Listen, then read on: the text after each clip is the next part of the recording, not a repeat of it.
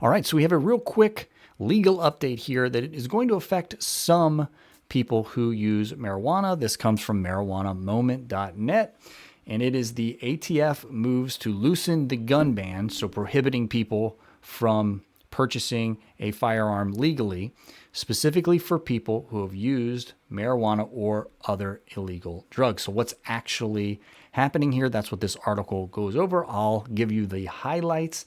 So the ATF just posted a final rule, an interim final rule, trying to redefine what they consider the person that should not be able to purchase a firearm based on a drug history. And they have it in quotes here. Currently, you would not be able to purchase a firearm if you are, quote, an unlawful user of or addicted to any controlled substance, unquote. So typically what would happen, or currently what would happen before this rule change, is that if you went to purchase a firearm, they would scour the earth to see if you had any drug history, if you were convicted of possession, even of possession of marijuana, or failed a drug test, even if it was for marijuana, or admitted that you used marijuana in the past, then you were banned. You were not able to purchase a firearm. They're trying to change that definition. I'll discuss what that change is going to be.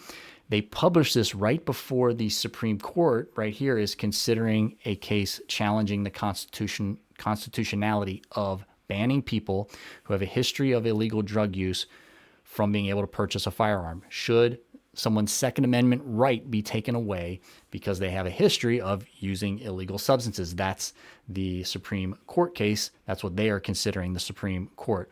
The ATF stepped in before that, and they are attempting to redefine who that person should be. So let's go down here, and what they're actually trying to do now is not just find any evidence that anybody used anything illegal or possessed anything illegal as far as a drug in the past. They're trying to, here in quotes again, they're going to now require evidence of a pattern of unlawful use. So we don't know yet what that pattern actually means, but it's going to be more than just you failed one drug test, or you were convicted of possession of marijuana one time and then you're immediately banned. What they're looking for now is a pattern of unlawful use. So it's going to open up the door for a lot more people who were previously not allowed to purchase a firearm legally because of some drug-related incident, failing a drug test or whatever, to now be able to purchase a firearm. So I thought this was pretty big, pretty impactful, pretty important